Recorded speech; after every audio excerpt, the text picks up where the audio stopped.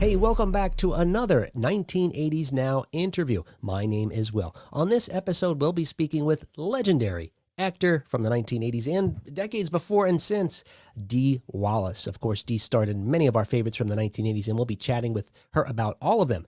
This interview was filmed on Facebook Live just a short time ago, where she took live questions from the live audience and comments too. If you'd like to be a part of our next Facebook Live with some celebrity that you love, please follow us on Facebook at 1980s Now and follow our content partner, The 80s Ruled. Both of us are on Facebook because together we join forces and bring you these live celebrity interviews as often as we can.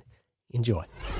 In the 1980s alone, our guest secured her place as both a scream queen and everyone's favorite TV and film mom. And in some films, she played both. She's appeared in over 250 films and TV shows, including Critters, The Howling, Cujo, and the record-setting blockbuster E.T. the Extra-Terrestrial, of course. She's also the best-selling author of 5 books on the art of self-creation, and she's been regarded as an authority on that subject for over 30 years. And if you don't know what that is, don't worry, because her latest book, Born, which was just published, days ago, expands on the concepts of the law of attraction and simplifies what we're talking about here, everything you need to know about the power of self-creation. It's available on Amazon and everywhere else books are sold. Please welcome to our live stream here today, Dee Wallace. Hey, Dee. Hi. Hi. Oh, goodness. We're so excited we're on. This is a real showbiz, the show must go on moment, you gotta. You bet, baby. Right. Kind of like life, huh? Yes. Yes. Now, you've done live theater before, you've started out doing a live theater. Yep. Did you have any situations, people dropping lines, the power goes out, the curtain doesn't rise, anything you have to keep you on your feet like that? Of course. When I did Annie Get Your Gun at Starlight Theater, yeah. The director insisted on using real guns. Oh, wow. Yeah. Not real ammunition, but right. real guns. Okay. And so, of course, there's a big scene where we have the shoot off, right? Yeah. And so he shoots and I shoot and he shoots and I shoot and he shoots and I don't shoot. And it doesn't shoot. Yeah. And I just looked at the audience and I said, see, this is why I do films. And everybody cracked up, and then I looked down to the orchestra pit and I said, all right, drums, help me out. Boom. And they gave me a thing on the drums. So, it always happens. You can't panic, you just have to be in the moment and have fun with it. Right. Yes. And so for folks who don't know, we thought we were on at 8 o'clock promptly on time, but we weren't. And Facebook said, we're sorry, we can't help you, which is what usually happens when you have an error with Facebook. But we're back because we're tenacious. So, thinking about, again, you started out in theater, etc. But what inspired you first to pursue acting even at all? I was born. It's the simplest answer. And I really believe that. I think we're born into kind of what we're supposed to do, unless somebody tells us we should do something different. Mm-hmm. And then we don't follow our own knowing. We don't follow our own choices. And we tend to live lives of quiet desperation. Mm. But not me. My mom, thank God, my mom was a beautiful actress in local theater in Kansas City. So I watched her affect people all my life. Mm. I remember sitting in church and people from 4 counties and states would come to see my mom perform. And people were grown men and women crying. And I went, oh, I want to do this. I want to affect people like mommy does. Mm. And, she gave me, we were so poor. So she bartered her secretarial services to get me what we called back then elocution lessons. Mm. And I learned a lot of readings and started performing around town. Did a lot of performing in Kansas City and graduated from the University of Kansas with a theater education degree, taught a year of high school, and said, man, if I don't get out of here and live my dream, I'm never going to get out of here. So I left. Never been out of Kansas in my life. Everybody said, oh my God, you can't go. It's so scary. What makes you think you can make it? Nobody knows you. You don't know anybody. And I just thought, thank you for sharing. Yeah. But I'm going. It's amazing to me, and I'm sure we'll get into it as we talk because I want to cover two things. Your career, which, folks that are fans on this page, which is an 1980s page, are familiar with a lot of your... I would hope so. Yes. But they may not be as familiar with your other sort of, path, let's say.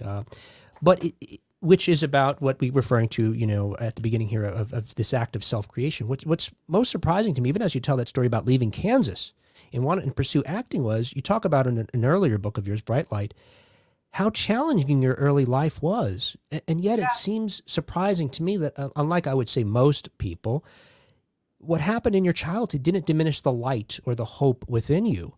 How was it that you were able to still maintain such a sort of, I guess, wide-eyed optimism, it seems, at least for some of these tales? My home was a real dichotomy of joy and Christmas and church. And you can do it, Dee Dee, you can do it. And alcoholism and suicide and poverty. But guys, we never lose our light. We just use our stories and our excuses to let it dim. And I just never did. It just wasn't who I was. And it's really not who any of us are. But like we were talking before the show, we're not taught that we have a choice. We always have a choice. And that's the first thing you have to enter into if you want to create anything in your life, is you have to consciously choose, I'm choosing this and I'm doing it. Right. And then you have to commit to it. Yeah. Right.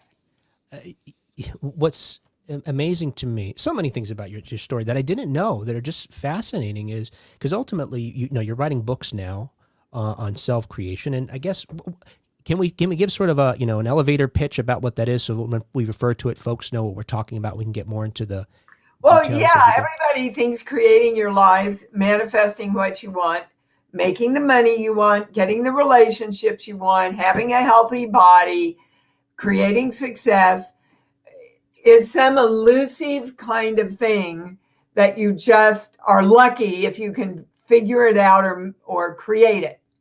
Well, it's not true. There's a definite formula, and it's an easy formula. I mean, I have done now over 250 films. I'm Emmy nominated actress, blissfully happy in my life, have 3 films coming out when they're saying, there's no work for older actresses, right? I said, again, thank you for sharing. But I'm going to create what I want to create, right?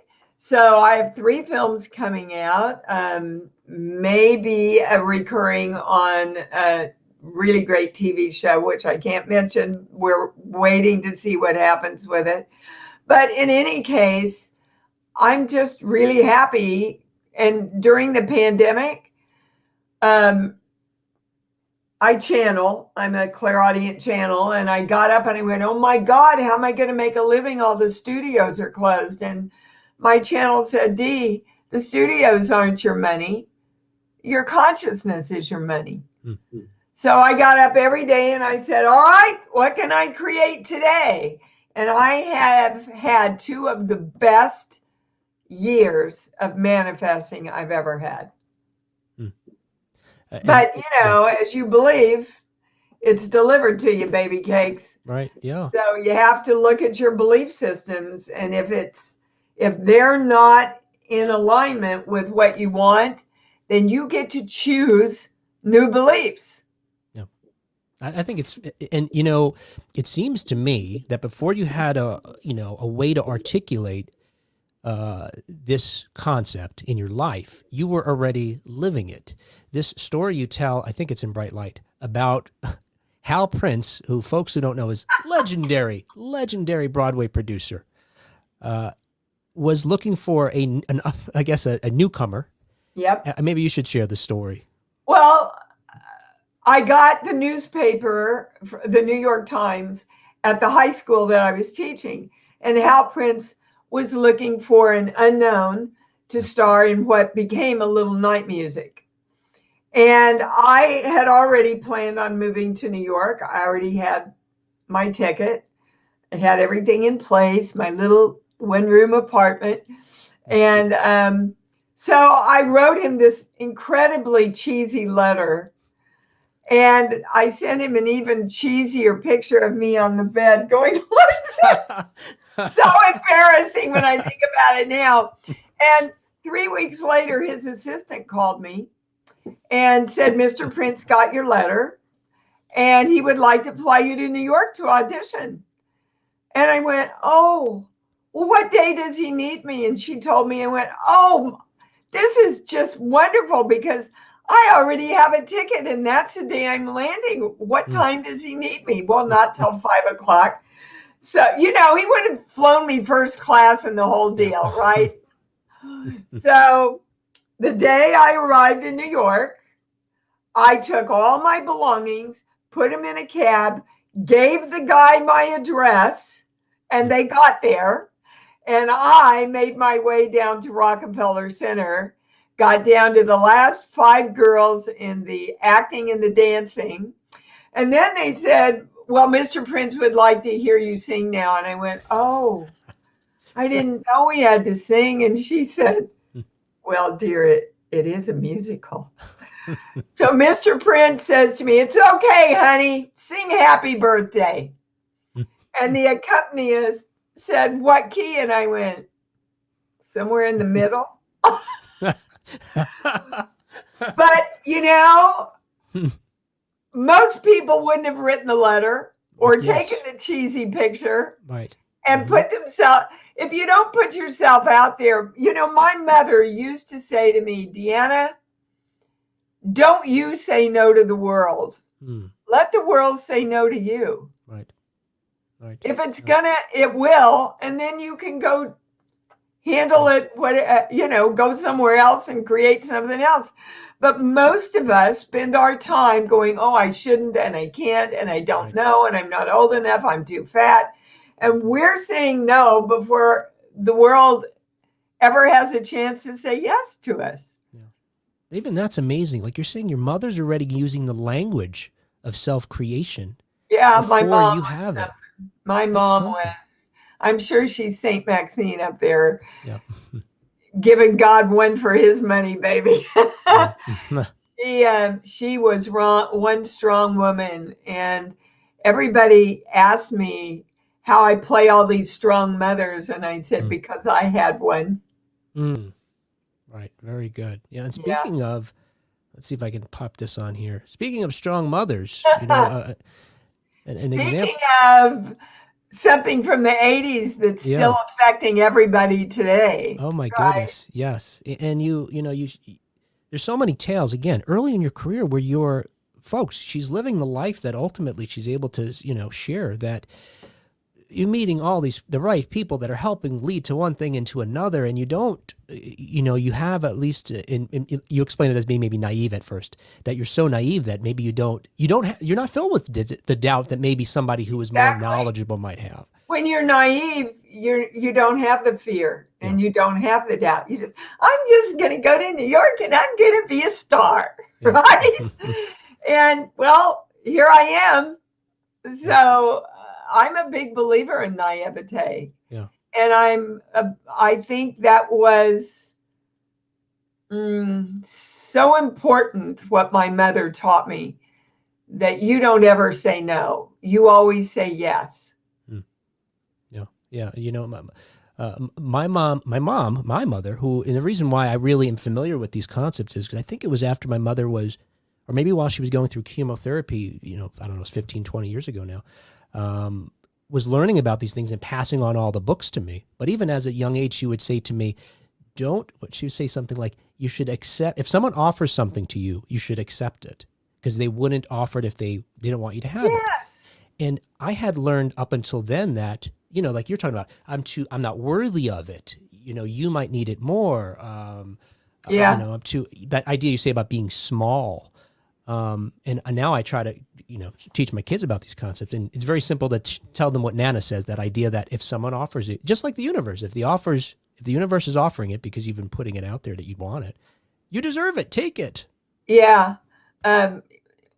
I want to give you all the desires of your heart. I believe that's in a really important book somewhere. Right. Yes. And the universe is like your significant other. It wants to give and receive from you. And most people think giving and receiving is an entirely different thing. I have coined a new word for it called recigive, because giving and receiving is kind of like a big bear hug with someone. Yeah. As you're giving the hug, you're also receiving the hug. And that's how the universe works with us. If you want to understand it in scientific terms, which I go into in Born, I think the beauty of Born is that in the girl next door way, in a really simple, fun way to understand, I explain why spirituality, religion, and brain science are all saying the same thing. And we're electrical beings. They measure our heart through electrocardiograms. They measure our brain through electroencephalograms. So whenever we have a thought or a feeling, it shoots through our body and shoots out as an electrical impulse into, guess what? An electromagnetic universe. So whatever we send out, good or bad, positive or negative, the universe looks for that socket that it can hook into. Just like if you want to watch the program that you want to watch, you have to tune it to the station that's going to connect that program. For the universe works the same way. Right. Yeah. So if you get up and say, I'm not worthy and I'm not smart enough, the universe will mirror that back to you the best it can. Yeah. Yeah. Oh, we've got a question here. Let's see. Hi, Dee, my cousin Danny. Oh, wow. This is Danny Pintaro's cousin, maybe? Wendy Withersheim? Danny starred in Cujo with you. Was there any moments during filming that you were afraid of the dog? Never. No. Never. Let me first say, I woke up every day thanking God I got Danny for that part. That kid was so unbelievably amazing. It was like working with another adult. But we were never afraid of the dogs. Those dogs were so well trained, and they were all trained to go after toys, guys. So it was all a big game for them. And we actually had to tie their tails down with fish wire because they were wagging them all the time. So there were a total of 13 dogs.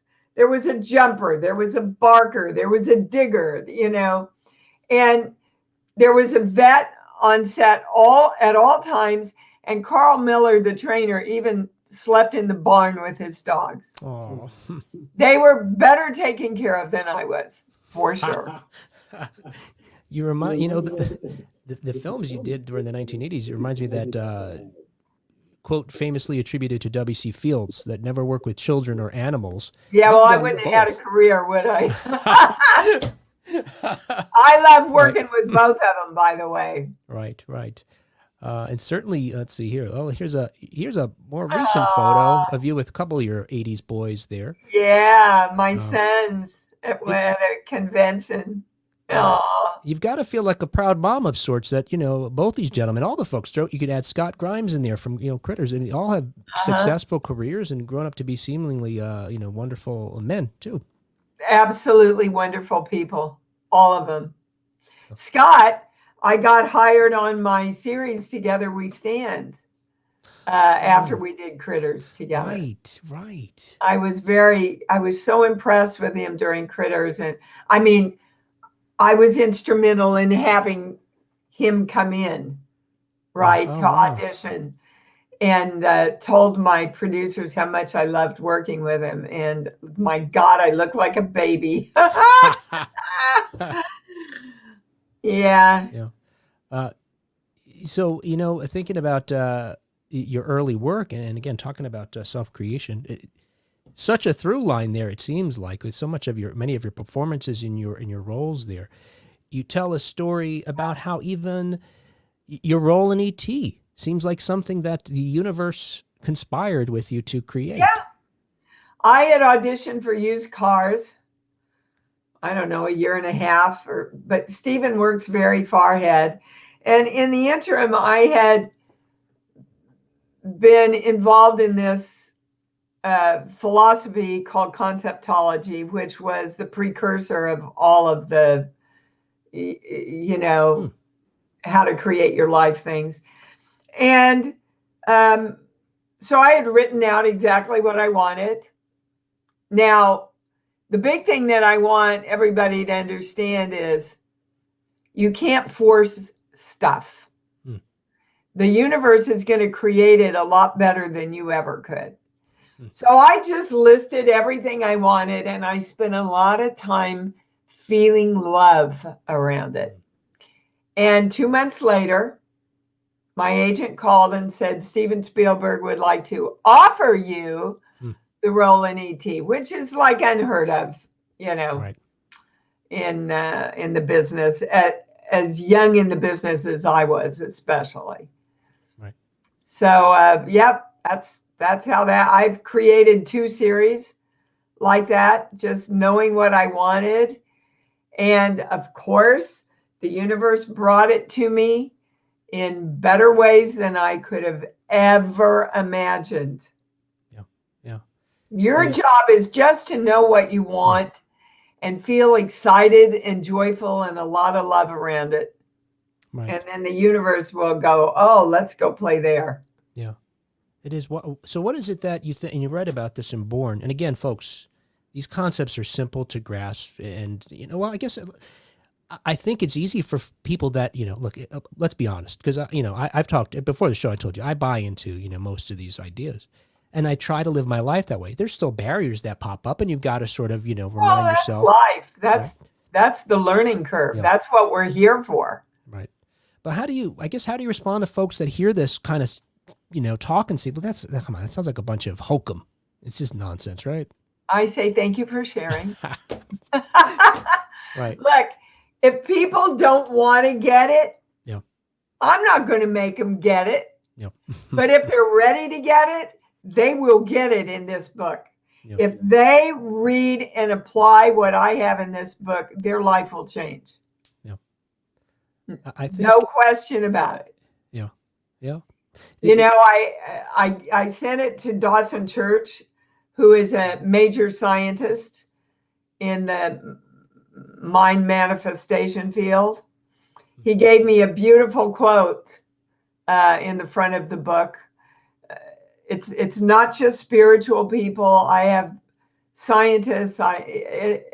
It's just amazing how many people get it, because when you hear the truth, it's the truth. Yeah. Yes. Yeah. And I appreciate folks who might, again, hear it or talk about this and think, that's wacky, right? That's just wacky stuff. But it jives so much with your own personal experience. If you start to understand the concepts, then you start seeing, oh yeah, wait, this does. And even in small ways where folks think, I'm just having a bad day. I lost my wallet. Now I got a flat tire. Well, wait a second. Let's pause for a second. 3 bad things happened to you this week. Maybe it's not just bad luck, so to speak. What are you? Yeah. Take a pause and examine, and then may realize that, okay, what Dee Wallace is talking about is true. I see it in my life here. That kind of sounds like the belief, when I create something really good, something bad has to happen too. And hey, there's a comment from my mom here, Joan. Hey, Mom. Oh, hi, Mom. She says she agrees with universal energy. this is sort of what we're talking about. What response do you have for folks that say you, Dee, are just lucky? Well, I say to them, I am, and I manifest my luck. Yep. I do. I manifest all the things that come to me. Yeah. I mean, in the last chapter in Born, I wrote all the miraculous things that happened during the first year of the pandemic. Mm-hmm. Right. I couldn't believe it when I put it down on paper, how things would just come to me. Or one day I got up and I said, all right, what can I create today? And the first thing I heard was write the book. So I did. Right. Yeah. One day I said, okay, what can I create today? And they said, do a movie. I said, what do you mean do a movie? Create a movie. So my daughter and I created a short film, and a lot of the horror icons and I got together. We did it COVID specific with a little GoPro camera that we mailed to everybody, and they filmed themselves as Gabrielle was directing from her phone. No kidding. It's a 20-minute love offering to all the horror films. Mm-hmm. And it's called Stay Home, right? Because we were all being told, oh, you've got to stay home to be safe. Well, none of the people in the stay home were safe by staying home. But that's what I mean. If you get up every day and go, oh my God, I can't create anything. Yeah. The world's against me, and I can't get a job, and how am I going to? It's like you're putting that into the universal computer. Right. You cannot find a way out of that until you go, I'm choosing to create. Yeah. I'm choosing to create right now. What can I create? And then your computer, your brain, can start connecting possibilities for you. Yeah. I think it's Brene Brown that says, like, unspent creative energy isn't benign. Like, if you just hold on to that, you're asking for trouble. Speaking of, talking about that horror film and getting back to some of your work here, starting back with Wes Craven's then controversial Hills Have Eyes, and then your work through the 1980s, you, like I mentioned at the intro, you sort of cemented your place as a scream queen, if only for your scream in The Howling, which is still haunting. It's haunting. And you know the story behind that? Joe said to me, well, Dee, you don't have to really scream. Save your voice. We'll put it in post. And I went, Joe, oh my God. I said, Joe, at least give me a shot at doing the scream. And he went, all right. So that's my scream. And they just echoed it. Oh my gosh. But that's really my scream. Yeah. And then the little Bambi werewolf at the end. Yeah. I added in my contract, for some reason, it was important back then that I would never appear as a werewolf. Oh. So I was doing Cujo, and Joe called me and said, Dee, everybody that sees the movie and the screeners, audiences, want to see your character turn into a werewolf. I said, I don't care, Joe. I really don't care. You have my permission, but could you make it a little more vulnerable, since I've fought so hard to get. So Joe, with his beautiful sense of humor, and Rob Bottin came up with that little Bambi werewolf at the end there. Yeah, it is cute. It is cute. It looks kind of like an Ewok, but it is cute. It is adorable. I didn't know there was a story there. I thought, well, you're an attractive woman, so they thought we have to make a, attractive, and also you were a good person. You weren't a bad werewolf. You were a good werewolf. Yeah. So you had to look different. Yeah, but I'm not even under the makeup. That's all an animatronic. I see. Yeah. Oh, yeah. We don't see your transformation. Yeah, which we know. Yeah, Rob Bottin, that genius who did so many of those films in the 1980s. Such a genius and such a nice man. Yeah. I cannot believe you guys don't have any questions for me. Oh, we got another question here. Let's see. We got a question. Okay. Amy asks, speaking of horror films, how did you get cast as Cynthia Strode and being one of Michael? Okay, so this is Rob Zombie's Halloween. Yeah. How is it that you came to be cast in Rob Zombie's Halloween? Rob called and offered it to me. Rob loves working with older established actors, and he's really good to us. I think I've done 4 films for Rob now. I adore him. He's the sweetest man. He and Sherry are one of the sweetest couples I've ever met. He's a genius as far as I'm concerned. But yeah, and then I died going down the bookcase. Yep. And 3 weeks later, the producers called me and said, "We need you back." I said, "I've already died." They said, "Rob wants to kill you better." So then we went through the hall and went through the glass table and did all that. Got another question here about your work. I see. Lana asks, did you enjoy doing Grimm? Oh, I love doing Grimm. Yeah, I didn't particularly like how I looked. They do it all with CGI, so we didn't get to see it until it aired. So I called the producer the next day and went, "Really, you had to give me a hook nose? Really?" We had a good laugh about it, but such a sweet company, good actors. Yeah, really, really had a good time. How is it that you've come to work so often in horror and sort of horror adjacent? I didn't go looking for it. Yeah. But I love things that allow me to do a lot of emotional work. I have a pretty deep cavern of emotional work from my childhood. And I love to play big arcs, like starting out like the victim in the first of the Frighteners that turns into the murderess. Right. And horror films are just the genre they give you the most opportunity to do those things. So they found me because I was believable at doing all that full emotion stuff, and I was vulnerable little blonde. And then I went, gosh, I kind of like doing this. I kind of like doing these.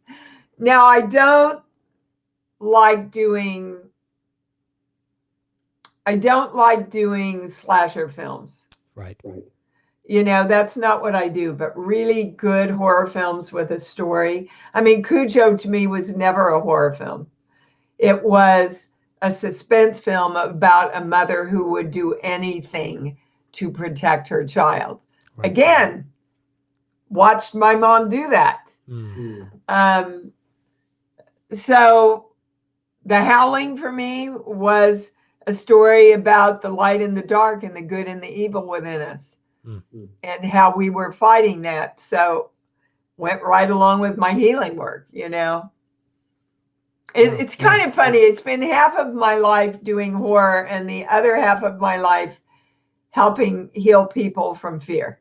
But for somehow it works just great for me. And it's to our benefit that the one, your one sort of, practice doesn't keep you from doing the other, because, we love all these movies. No, you do what you love.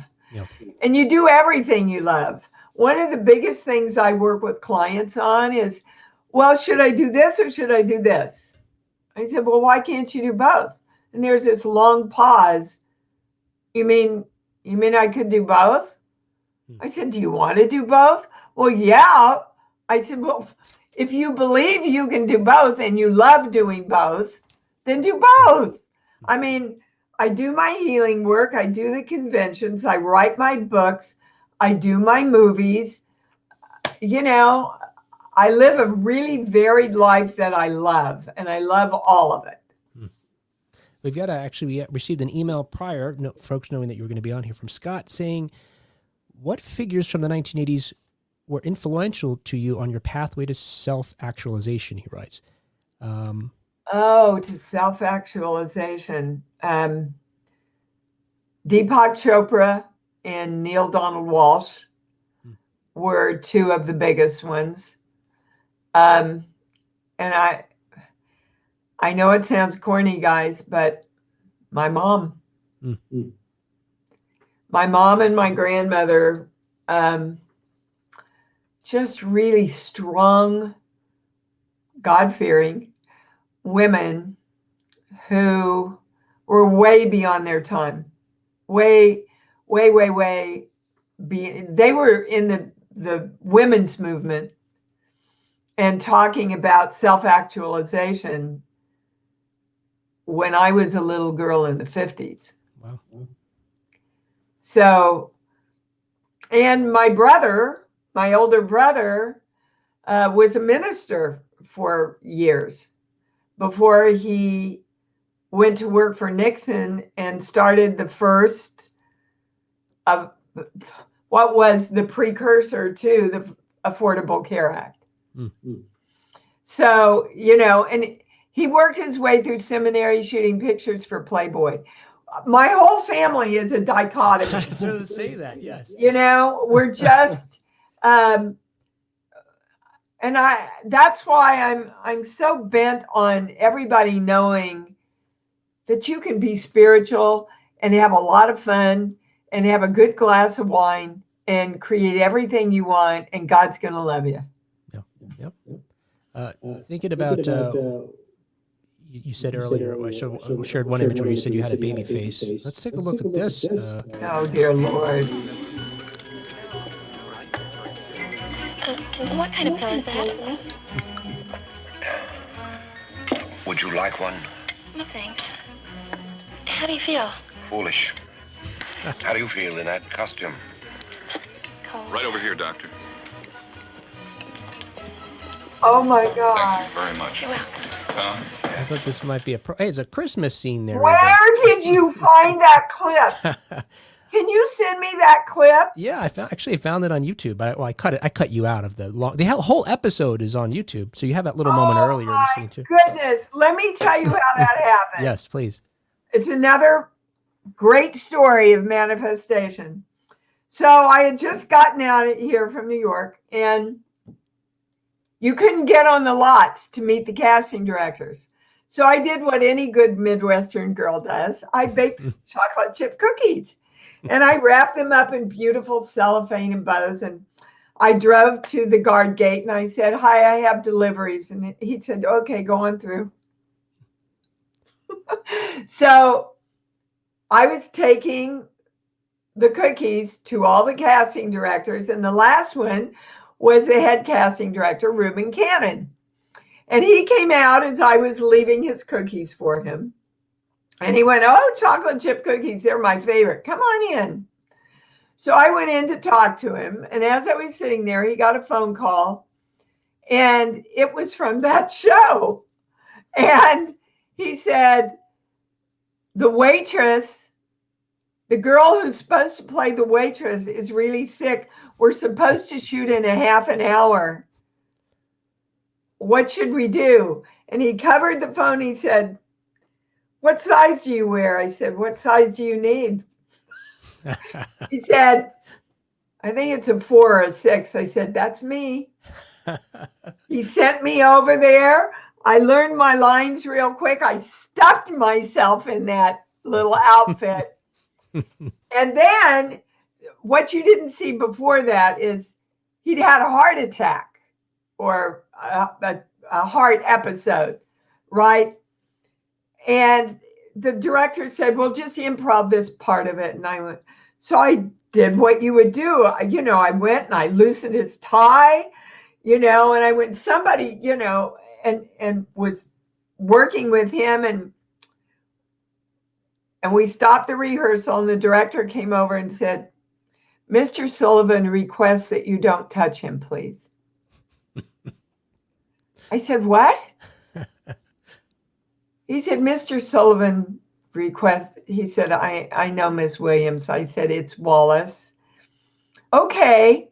So the only way I could figure to do it before the scene that you saw was to play it like a dumb blonde waitress. Oh my God, he's having a heart attack, and somebody, because I couldn't touch him. No. Oh my gosh, you have to send me that, please. It's on absolutely. YouTube. It is, yes. Lucas Wow. Tanner is the show Lucas for folks who Tanner are was wondering. my Yeah. first, that was my Yeah. first film gig in LA because I baked chocolate chip Yeah. cookies. Again, like you said, another example of you get what you put out. That's right. You know what's interesting to me is we talk about it as the law of attraction, but when folks think about just law of attraction you learn in elementary school, or that old adage about relationships, we're not talking about opposites attracting, right? We're talking about the energy you put out, you get the same energy back. Not I'm negative, I get positive, or vice versa. So when we talk Yeah. law of attraction, it's a different kind of attraction. It's not the magnetism as in opposite poles.